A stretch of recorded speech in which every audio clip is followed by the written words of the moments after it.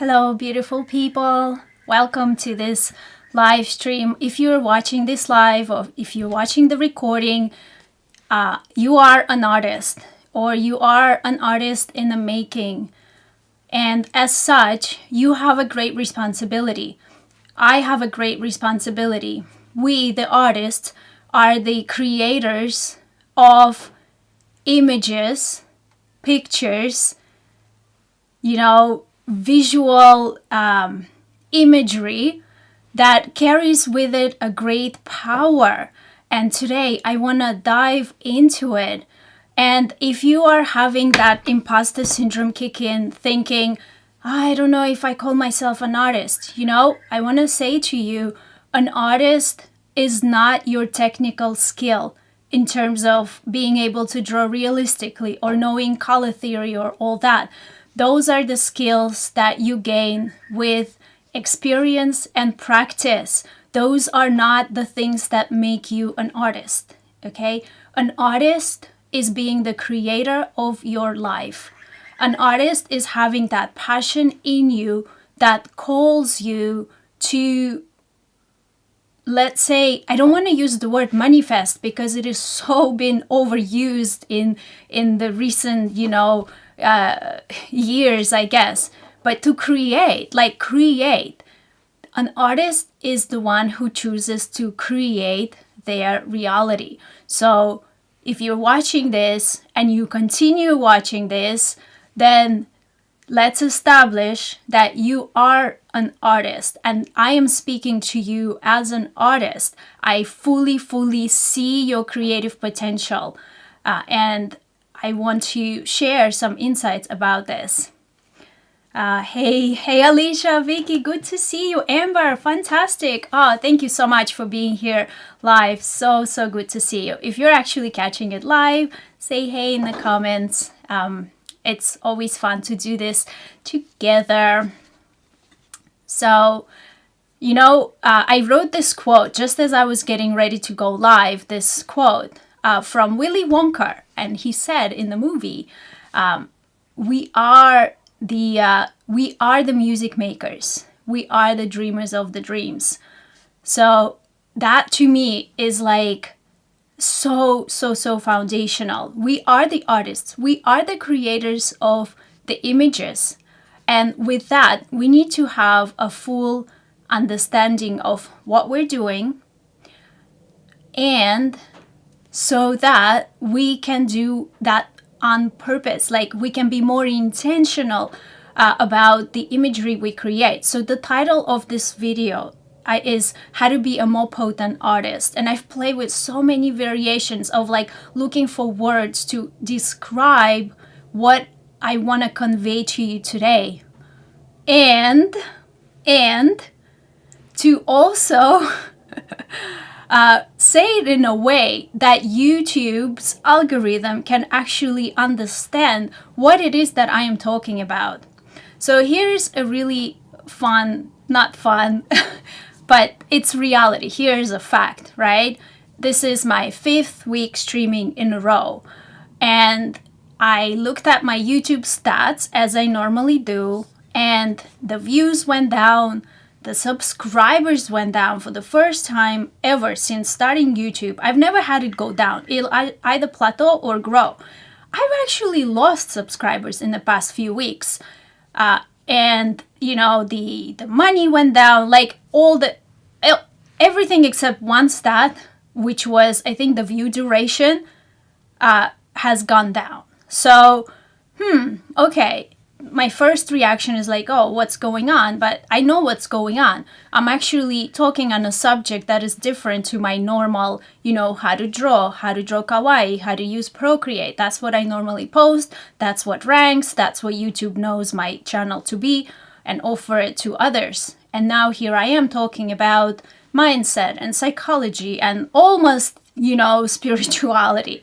And so YouTube is not favoring that, and that's reality. And that's where I kind of I have to take that data and then decide, what do I want to do with it? Do I want to tweak? Do I want to stop? Do I want to keep going and decide that this is not for the views? This is for, impact and communication and self-growth. This is for me. But what I said is that with the title of this video being, how to be a more potent artist, that actually summarizes exactly what I want to say. And I've had like maybe 20 different phrases or titles that I've tested, and I've put into the YouTube's, TubeBuddy plugin to see how do people describe this thing? How do people talk about it? Because my original idea was to say the power of image. That's kind of like very vanilla, like straight up, being very clear. But while that carries a lot of meaning to me, that may not be fully clear to you, the viewer, and the thing is, my purpose is both serve myself and serve you. So it's both. It's like I cannot say which one is more important. It's both. So that's why I kept digging and digging and digging, and finally I was like, oh, what about this one? How to be a more potent artist? And that was actually like, yeah, this is what people search for. I was like, right, great, this is awesome. So, that's what it is. And the question has been like this whole week since that I looked at the stats pretty much like maybe a day after our last week's stream. And then the whole week I was like, okay, so why am I doing this? Am I crazy? Is this like totally, I don't know, like I'm always zigging with the drawing, and now I'm zagging, zigzagging.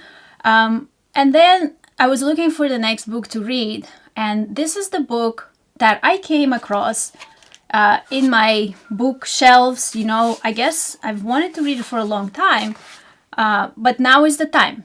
Now is when I just felt really drawn to it, and it's called Art and Life by Sviatoslav Rerich, who was a Russian painter, and so his father was very prominent and known, so this is the son, and he wrote a book. So I started reading it. There's like little passages about what it means to be an artist, how to actually paint, like he puts principles there of things that he's learned, but it's called Art and Life, and he's talking about almost the same thing that I'm talking about, like all the little concepts, all about how like an artist, is a vessel, how internal work is the one that actually refines your energy and enables you to create more potently, how to be a more potent artist. And I was like, oh, okay, cool. So I'm not crazy. Like other artists have done this. Not that I need validation, because in my heart, I truly, truly know that this is valuable and important, like on a very deep level. I just haven't like seen how it works with the numbers and all that stuff, so be it. Like I'm gonna leave it here and just keep watching it, but I'm also gonna keep doing it.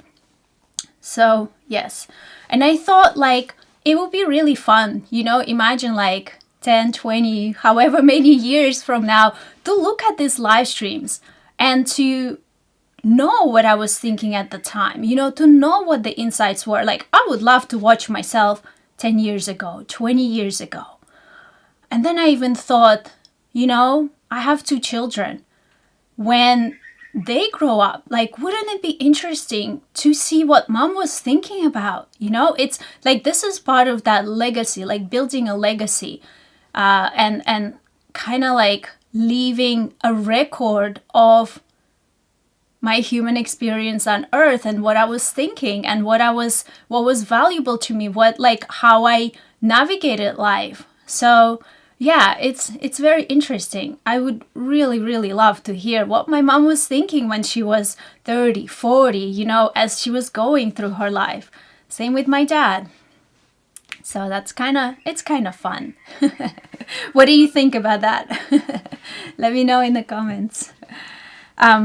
Yeah, so today I want to talk to you about this word that I have already mentioned a few times. And every time I mention it, there is an inquiry about it further. So I thought, okay, so today this is what we're going to do. And this is the word. So I wrote it here. Can you see it? Obraz. This is written with English letters, and this is written with Russian letters. Yes, okay, I hope you can see it. So it is more than an image. You know, the other thing is I kept searching for the English equivalent of this word, and it's not just an image.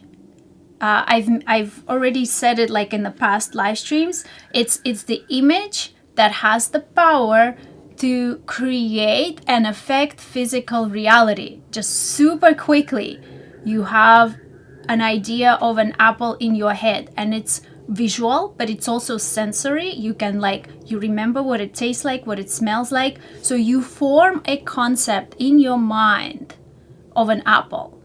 And then suddenly your husband says, "Oh, my love, would you like an apple?" Like, that's how it actually works. Like, yes, you can go and get your own, but oftentimes when you have formed that image, that obraz, you know, it just comes into your life with like the most unexpected ways. So in the place where I live, I wanted to have a plant, a mint plant, so that I could pick the leaves and put it in my tea. And we had our first year garden, so I didn't yet have mint in the garden. And I couldn't find it anywhere in the markets because I guess maybe we had not a mint year. So then next to the garden beds, just outside the garden beds, there started to grow this massive bush. It literally was as big as me, huge. And I didn't know what it was. And it was not mint. It was not mint. I know what you're thinking, but it wasn't. But the leaves were kind of aromatic. And then it bursted these beautiful purple flowers. It was just magnificent. And after some search, I figured out that it was chia. It was a chia seed plant, which is from the same family as the mint family. And I know how it got there now. At first I was like, what? Like, how can this happen in the middle of Australian bush? How can we have a chia seed plant? And it is because I cook with chia seeds, like the cupcakes, and the children like to eat chia seeds. And so it must have got stuck to us, and it traveled outside. There's like a bit of area that has moisture in it accumulating, and it just grew into this massive bush. And guess what? Chia leaves, you can eat them, you can make tea with them. It makes a beautiful aromatic tea. So I have had an image of a teacup with mint leaves, and what I got is a massive flowering bush of chia. You know, this is how it works. Yes. Alicia says, I'd love to tell my younger self to do this or that sooner. Totally. Like, on the one hand, yes. On the other hand, I'm almost thinking like, well, I needed these experiences. But my husband actually has this thing where he says, I have this idea. Maybe it's my future self sending me a message.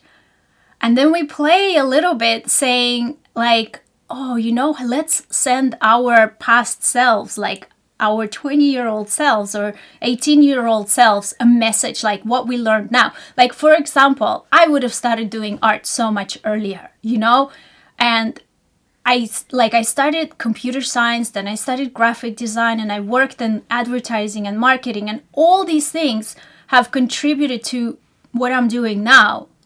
And during all that time, I could have been polishing my art skills, like nothing was stopping me except me, my head, my beliefs. Yeah. So totally agree. So that's what obraz is. Obraz, okay? But the closest equivalent that I found in English for this is vision. It's a vision. So because you don't just see a flat two-dimensional image of it, you see a full experiential thing in your mind's eye, right? when, like, you know, with the tea, I could like feel the vapors on my face. I could feel the cup warm in my hands. So that's maybe vision. And I just went on this learning spree recently about business and like how to run a company. And like every single book talks about having a company vision, you know, how important it is to have a company vision. And like, yeah, I actually get that now. Oftentimes when I'm reading, I might be really slow reading because I would read something and it would just trigger a vision in my mind, and I would kind of go into it. And I would start, like, I would literally find myself like sitting like that, staring into the distance, envisioning an insight that just came from the book. Sometimes it's related to the content, sometimes it's not even related to the content. It's just, and I go and I explore that space. Now, I first heard of this, like this obraz being defined concretely like this, in a book that I read. Actually, it's a series of books. It's called The Ringing Cedars of Russia. And it talks about, it's the teachings of this lady called Anastasia in English. She lives in Siberia. She lives in the taiga woods, you know, and she's from a shaman family. And so there was a Russian entrepreneur who was on a boat and ended up meeting her, and she kind of talked to him about life and how to be a more potent human being, how to be a more potent creator. And then he documented these things in a series of books. They literally changed my life. You know, this is when I decided I actually want to be a parent. I want to have children. Like, from reading that book, I saw a future that I can commit to, that I believe in, that I want to live into, you know? So one of the things she talked about there is that how important it is to protect this mental space that we have when we are visualizing something. So like I was saying, I'm reading a book and I have a vision, right? And I sit there and I explore that vision. And hopefully nobody comes and talks to me, because then I'm not able to complete it, to come to explore the entire vision and then come back to now, here and now, with the insights that I draw from it, you know? And I see this in my children, especially my son. Like, he'll go to the bathroom and he might be there for half an hour. And I know that he's like just staring into the distance. Like, I've seen him do that. Or like, he'll be showering and then he's just standing there with a towel, thinking, visualizing. Like, sometimes he hums a melody. And like, in an old school, I guess, disciplining, this would have been frowned upon. And it is tricky on a practical level if we're getting ready for school or something like that, you know, where we have to keep moving. But when we don't, I really, really protect this space for him and for myself and for my husband and for anyone, you know. If you are deep in thought, you're actually visioning. You're doing the most important work that you can be doing. And that space is protected. You should not be talked to, you know. So she talks about that. She also talked about the importance of the speed of thought. So the faster we have the speed of thought, the more we can perceive and process in life, and the more we can create. Now, the speed of thought, though, is not in words. Words are slow. Thought comes in images, in visions. So, you know that saying, a picture speaks 1,000 words? You know, it's true. So probably everything I'm saying to you right now could be delivered to you in one vision, but I don't yet know how to like deliver it to you in a vision like that. So I'm talking about it, right? I'm doing my best through using analogies and metaphors and stories to convey to you the information that I want to share.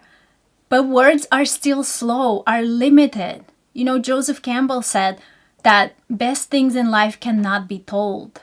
He wrote a body of work called The Power of Myth, because myth is stories, and stories are like transferring visions, images, lessons, you know, through stories is the best we can do to convey the vision. Now, he was an artist of words. We are visual artists. We are the artists of images. And I've always felt drawn to imagery and the power of imagery ever since I was a child. Even though I didn't study art, I didn't study it. You know, as a child, I used to do a lot of activities, like after school activities. That was literally my childcare.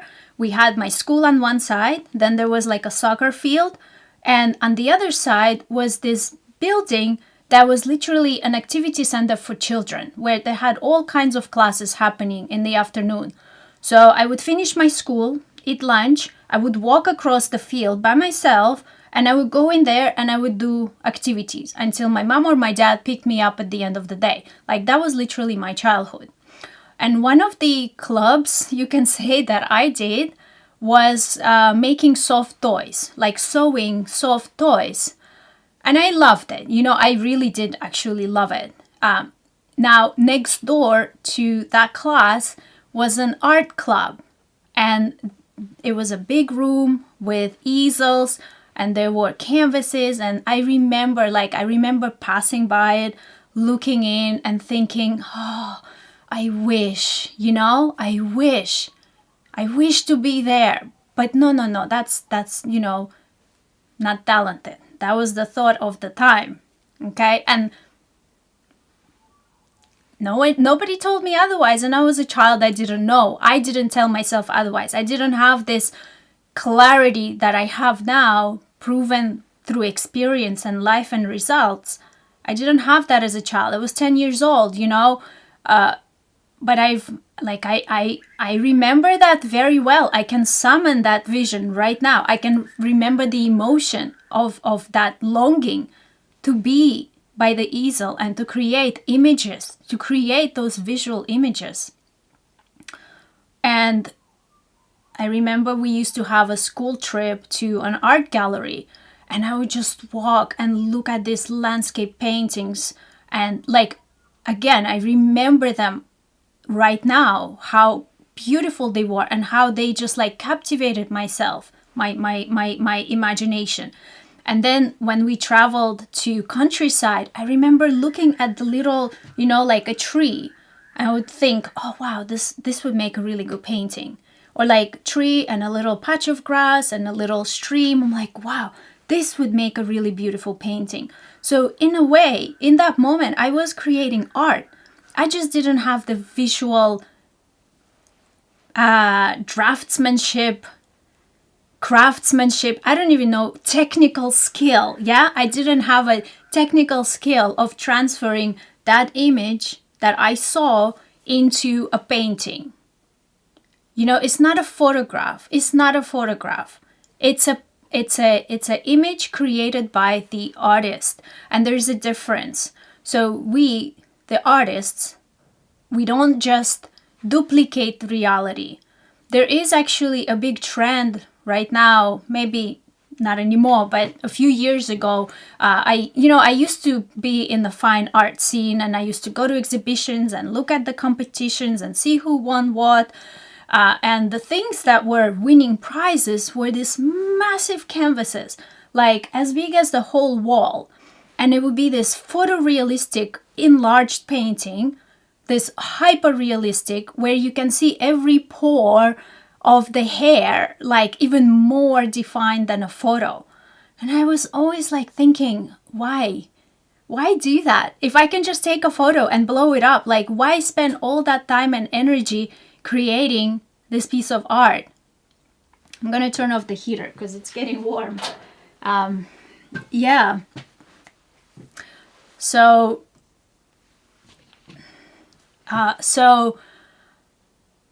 we, the artists, we do more than just translate the physical reality into a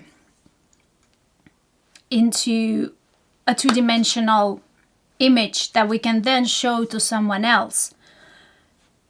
We pass it through our own being in the process. And the choice of style, we talk about art style, right? The choice of style that you have to show that image, to deliver that image, is your own personal signature. It's as unique as you are.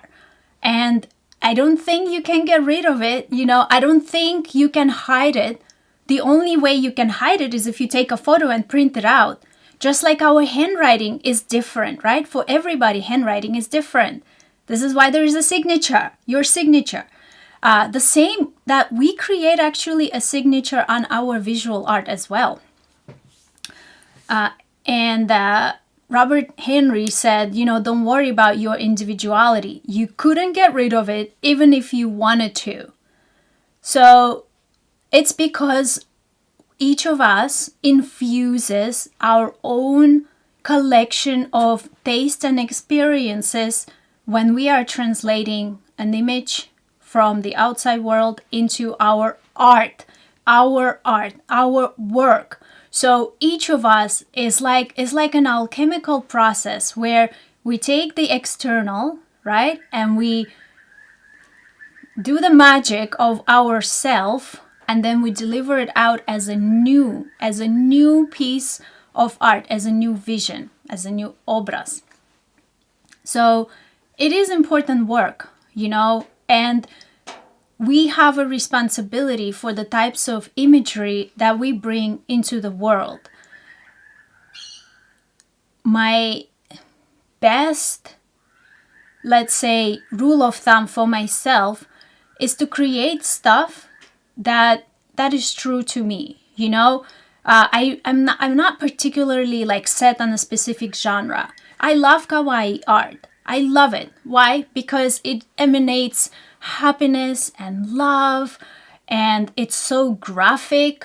I think kawaii is such a strong visual piece of design and communication.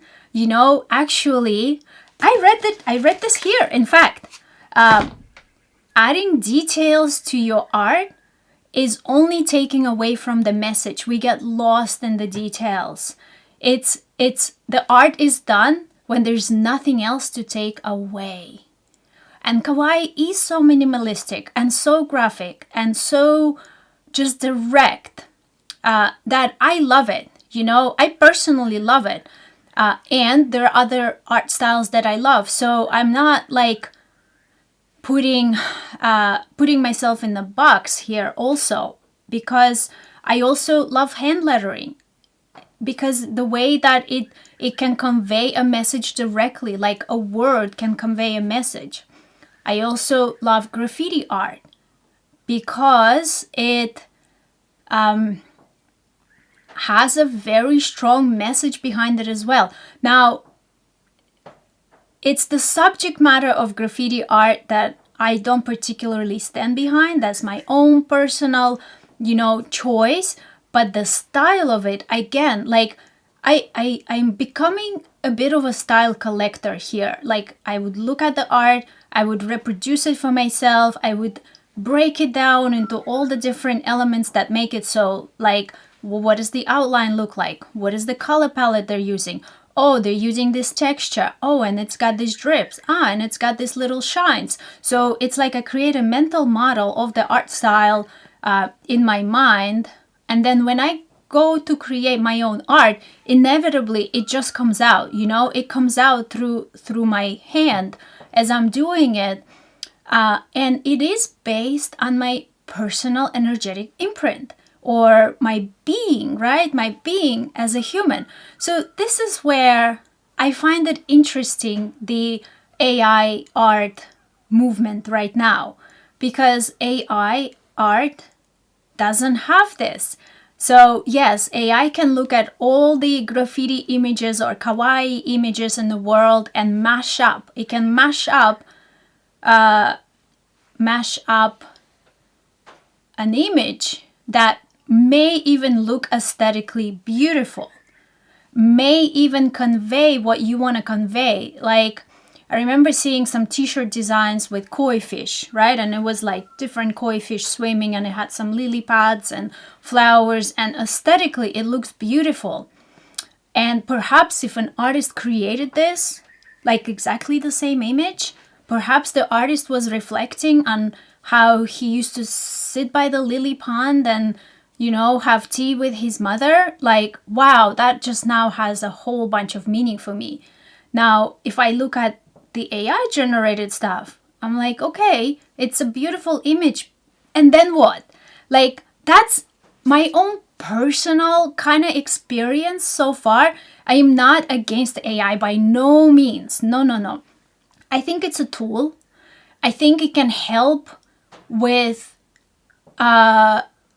research, with taking large volumes of information and rehashing it into bullet points, you know, that then I can look at it and I can sort of use my own being to determine which direction do I want to go into.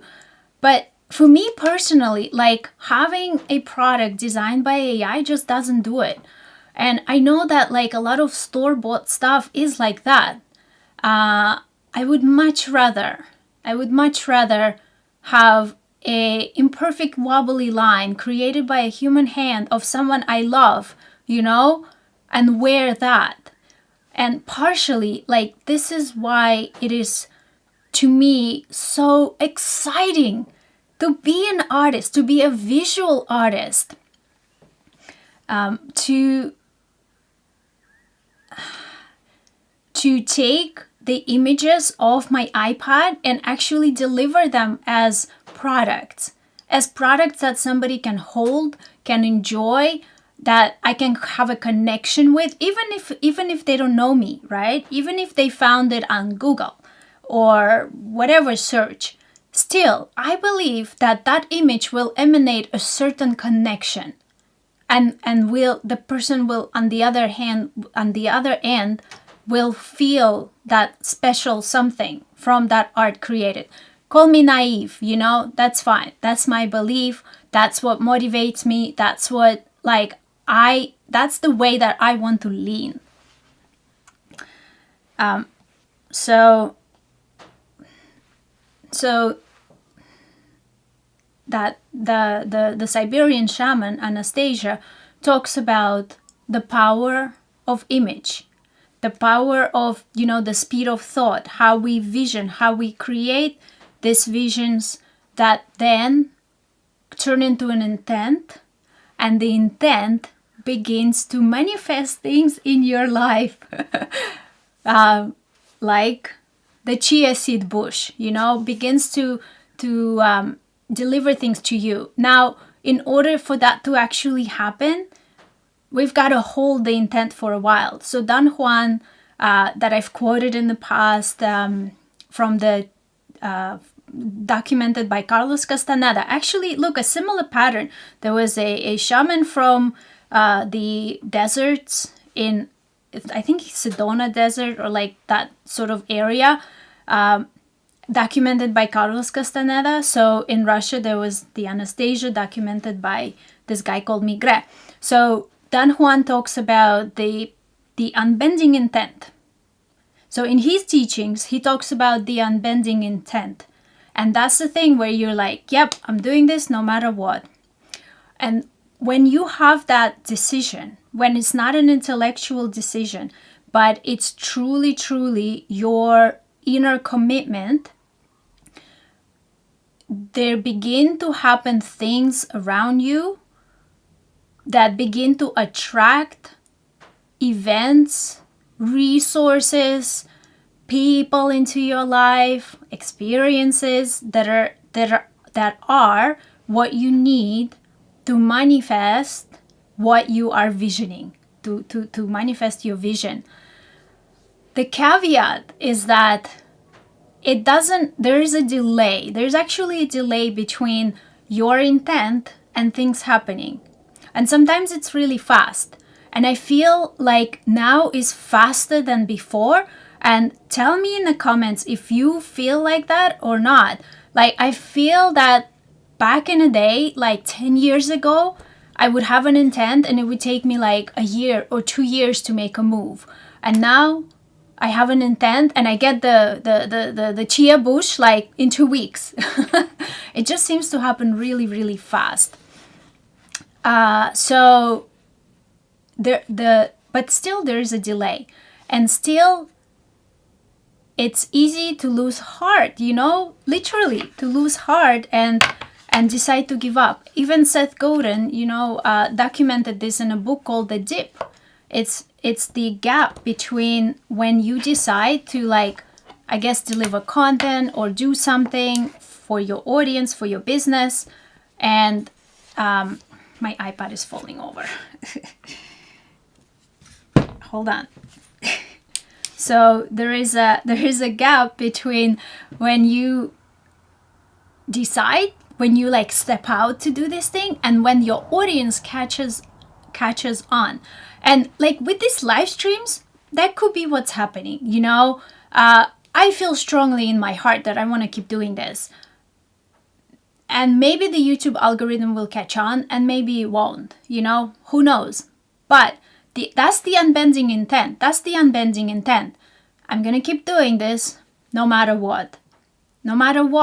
Unless I have a big insight that I can actually see that it's no longer aligned with what I want to create in this life right now. That's the only time when I would say, nope, actually, this is done for now. Maybe adjust, maybe finish, but little things like subscriber counts and followers and all that stuff are not a good enough reason for me to step off, So that's the power of unbending intent. And knowing that there's going to be that gap enables you to kind of not fret. And the other thing is, you might actually receive some resistance when you start like stepping into what you want to be doing truly. You might actually in the beginning not get the help that you're looking for, but you might get a lot of resistance. And that's normal as well. And I'm not talking about like just normal obstacles. Suddenly there's like 3 things that are like out of place. Like the other week, the power outlet burned out in my studio. Like, I've never had that happen ever. And then immediately, like, it nearly started a fire. Then the whole power grid went out, so no internet, nothing. Then while I was handling this, the dinner burned in the house. You know what I mean? Like, it was just like a chain. Then the tap decided to leak, all within like 2 hours. It's like, okay, this is more than just coincidence, because it's just way too many things. Maybe it is, doesn't matter. Doesn't matter what I call it.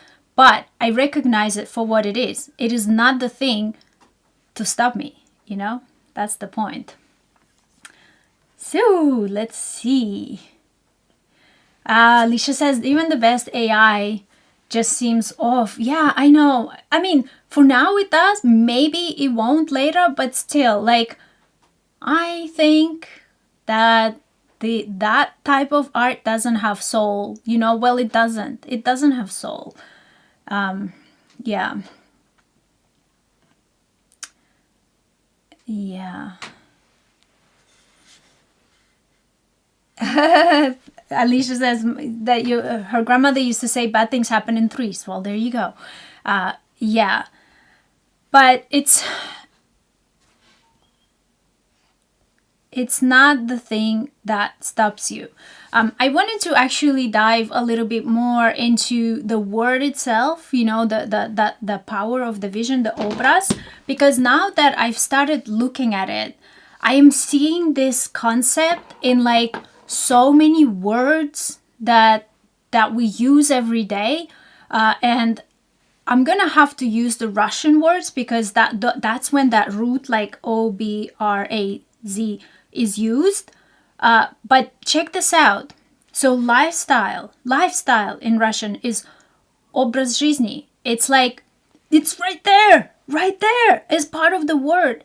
It's your lifestyle. It's the vision of your life, if you will. You know, sample. The way you say sample, образец, образец, right? It means a little image. Sample, template, okay? Безобразный, which means without the image. Without the image, what that actually means is to be unethical, or like kind of like cheeky, but not in a good way, not like in a playful way, but like a little bit spiteful, cheeky, you know? It's someone who doesn't have a vision. Amazing, right? Let me see what else. Oh, okay. So there's a special type of icon that people would wear under chains, like a little image of a saint, and they call it obrazok, which also means little image. And I traveled through Russia in 2012, like already as an adult, and went into like, you know, the different art galleries, and like it's just fascinating to me, the process of how people created art. And I remember hearing that like they had the icon like on the wall, and they were saying that the monks used to fast for 30 days before they painted this, because they needed to cleanse themselves and prepare themselves for the creation of that art. And so they were preparing their being to manifest that image, that obraz, through themselves for the church, for the people, you know, for their audience, literally, you know. So that made me think of like, so what do I do in life to prepare myself for art making? Because I take art making really, really seriously. Like I love it, I enjoy it, I have fun with it, and I treat it as a great responsibility. It's my work, you know, and therefore it has helped me get my life, that lifestyle that we talked about, into like, I feel that I always need to have energy in order to create, you know, because creating an image takes energy. So therefore, I must eat well, I must exercise, I must sleep, you know, on a regular schedule, like all those things.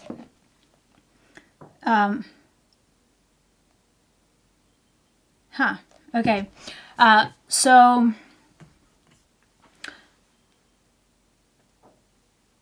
So, and when I get ready for like a live stream, for example, I also mentally prepare myself. Like I intentionally schedule these on a day when I don't usually have meetings or I don't need to run anywhere, so that I have open mind to talk to you. I wake up, I usually do like some reflection, drawing, you know, these are all the things that set me up in like my grounded space. I go for a run, I take a shower, have a cup of tea. By the time I'm going live, I'm like in my optimal state, you know? And I share this with you to invite you to kind of like look at your habits and your daily rituals and think like, how can I prepare myself, you know, my body, mind, and spirit, right, for the task that is on hand. And of course, you cannot be doing this for every single task. I do this whole ritual once or twice a week when I either record video or I go live, you know, because it does take a lot of time and energy and all that stuff. So what are the important activities of your life that you can have a ritual for, that you can prepare yourself for? And then show up as the most potent self, you know, to your art practice, to your family, like whatever it is. And that actually, like, you get better and better at it over time, and you can do more and more ambitious things in life, you know, because you just get better at getting ready, getting set up. And it all for me began with just having an experience of creating images and actually unlocking so much,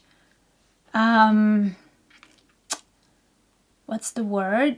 Unlocking like potency. Like that's a really accurate word actually. So much potency through art making. So it actually really affects my day. If I am in a happy place that the art is working out, I'm like a butterfly, nice to everyone, you know. If art is not going well, I feel like a drag inside. And I do my best now, like consciously not to let it affect me, because I don't ultimately want to have it drive my day, but it happens, right? Like, so that's kind of like the practical aspect of it.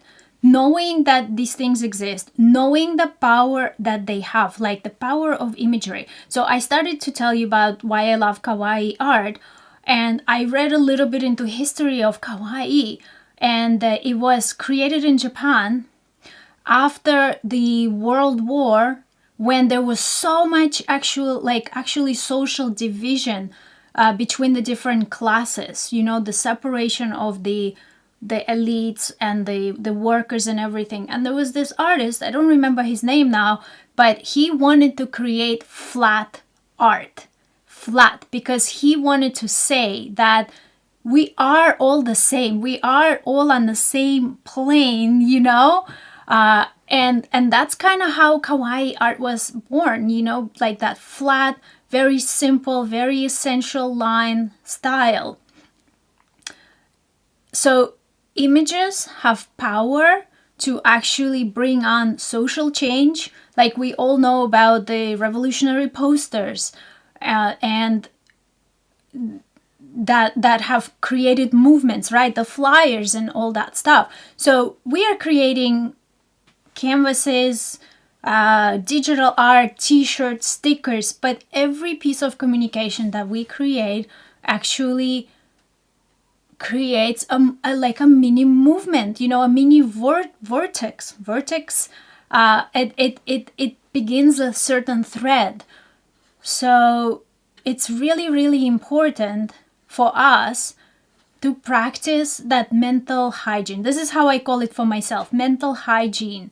It's because I believe that what I think actually creates my reality. You know, they say like you are what you eat, you also are what you think. So having mental hygiene, being really careful about the images and content that I allow into my life. You know, I go on Instagram like once a day to do the comments, to answer comments, to post some stuff. But I'm always like being really careful not to just fall into that hole of scrolling. Like I'll scroll a bit and see what my friends are up to, get some inspirations. But at the same time, if it's not flowing or if there's something that I don't like seeing, I'm just like, I have zero tolerance policy for allowing things into my life that don't serve me. And how do I know they don't serve me is that they don't actually, the feeling that I get in response to those images is not a good one. It's not an elevating one. It's anxiety, or I can just tell it doesn't feel good in my body. So I don't invite those into my life. This is not about putting my head in the sand. Like I actually pay attention to what's happening in the world, and I like factually I am aware. I want to be aware about the social context and all that stuff. But you can deliver the same information in many ways, right? We don't ever forget the images that we have seen. This is the foundations of NLP, neuro-linguistic programming.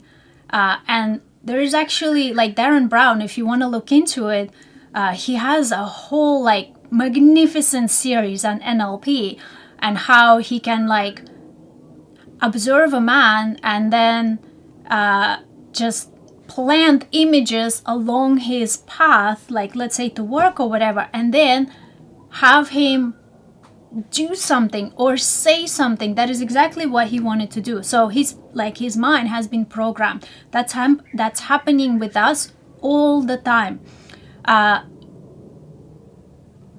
We perceive something like 2 billion stimuli or something a day. I don't even know, an hour, and we process like 2,000 of it consciously. But all of the other ones that we perceived are still part of our, I guess, knowledge base, so we don't ever forget, and it pops out in the most unexpected places. Like, to me, art making is almost like that direct channel to my mind, to my inner world. Like, I think while I draw. I now listen to some content that's very, very intentional content, because it actually goes in really deep while I'm in that state of creation. So, yeah. And I kind of like, I want to share this with you in case this is helpful to you, in case you're going through something right now and you can hear the echoes and the metaphors of these things happening, like even nightmares, even like anxiety. Like, I really do deal with anxiety through mental hygiene, through physical hygiene, like what I eat, doing exercise, having a rhythm to sleep and all that stuff. And not because I'm goody two shoes, but because I want to be a more potent artist, a more potent human being, because I have a better life experience when I live this way. Yeah. So that's my message to you. You've got the tools. With that understanding of the power of the image. First, it's the images that are implanted into you in a way, or like that you choose to perceive. And then it's the images that you choose to output as well.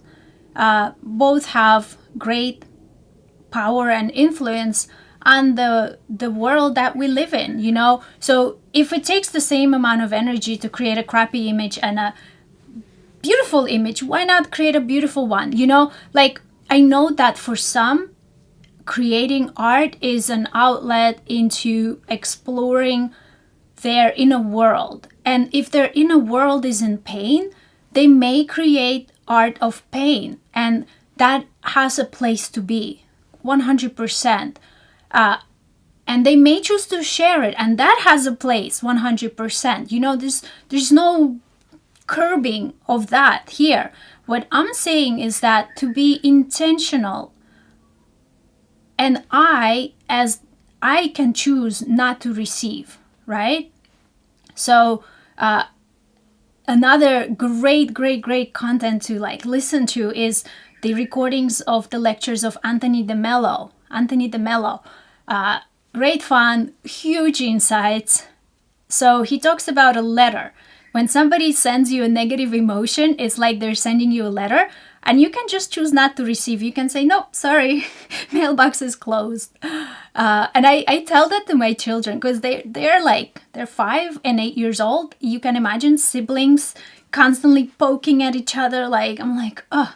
But then I've taught them, like, they say, oh, your name is Poopy Pants. And I'm like, yeah, okay, I know he said that, but that doesn't actually mean, like, are you Poopy Pants? No. So you know who you are, right? So you can choose not to receive. You can just say, sorry, my mailbox is closed. So they've actually now, like, adopted that, which is pretty cool. So the same with, like, imagery from the outside world. I can choose not to receive. So everybody has creative freedom. And I respect creative freedom of every single human being, whatever that image is, I simply invite to think about the impact that every image has when you choose to put it in front of other people. And perhaps some need to see that image to have an experience within themselves that they want, that they kind of need at the moment, but I have a choice of which images to look at as well. So yeah, let me know your thoughts in the comments. Let's have a look quickly at the messages. All good. Well, so if you want to join my world, create kawaii art with me, I invite you, like, the first place to start is to sign up to my email list at tatianadenis.com. You'll grab a free mini course. There's 7 free tutorials so that you can start drawing right away. And then I will continue to email you with the updates, with cute drawings. I don't go like too deep and spiritual and like that. I only do that here on the lives. It's more about the craft of drawing, the practice, the how-to of drawing. But then, so if you want to get started, sign up for the free mini course, tatianadenis.com/mini course. And if you want to be part of our community, like if you want to create with me directly, we have a membership called the Kawaii Drawing Club, where you literally have live access to me. You can message me anytime. You can show your art and I will give you feedback, and other members give you feedback. It is like an amazing, magnificent community. Like, it warms my heart so much. We're a really good bunch of people, creators, artists. So that's at kawaiidrawingclub.com. It is, as of right now, open to join at any moment.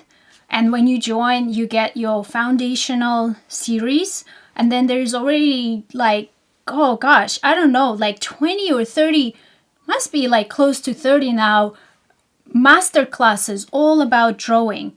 And not just drawing, but how to monetize your art. Because I believe that we are to be rewarded for the effort we put in for creating art. We add value to the world. We, the artists, add value to the world by making merchandise and beautiful things.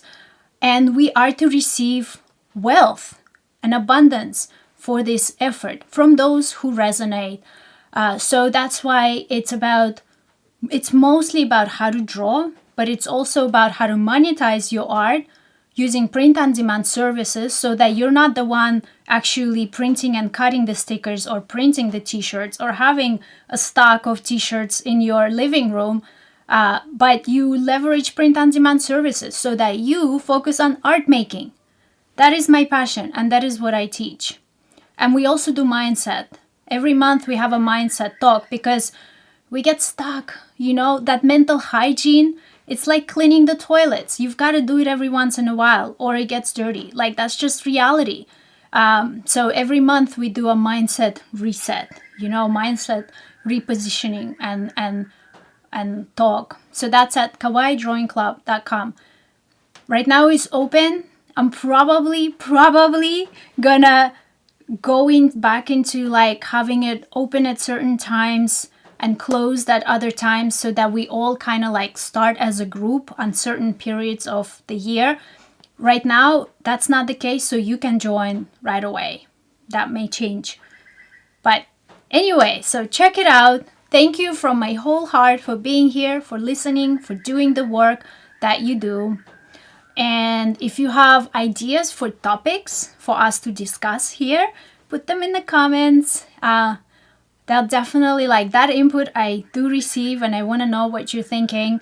And I hope and intend to see you here next week, same time, same place. And we'll keep talking. So have a beautiful rest of your day. Thank you. Bye.